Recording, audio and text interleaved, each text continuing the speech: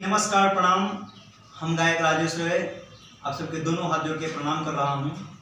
और आज आप सबके बीच में एक गाना भेज रहे हैं, गाना सुनाने जा रहे हैं।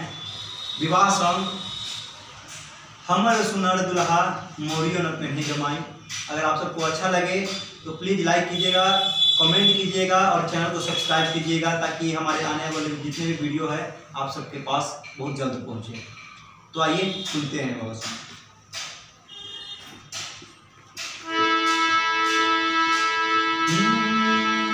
हरे हरे दुबिया बछड़ उनन चढ़ गे माई।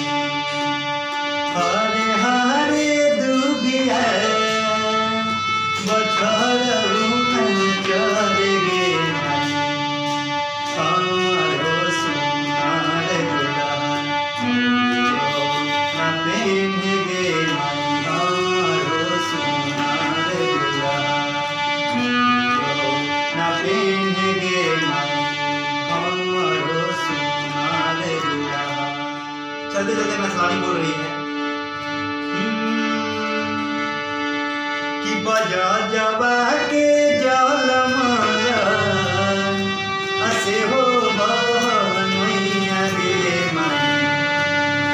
बजा जबा के जल माया असे हो बहनैया गे माई। उहे बहनैया बाबू के पेन्हावे गे माई। उहे बहनैया बाबू के पेन्हावे गे माई। उहे बहनैया बाबू के। जी बहुत बहुत धन्यवाद।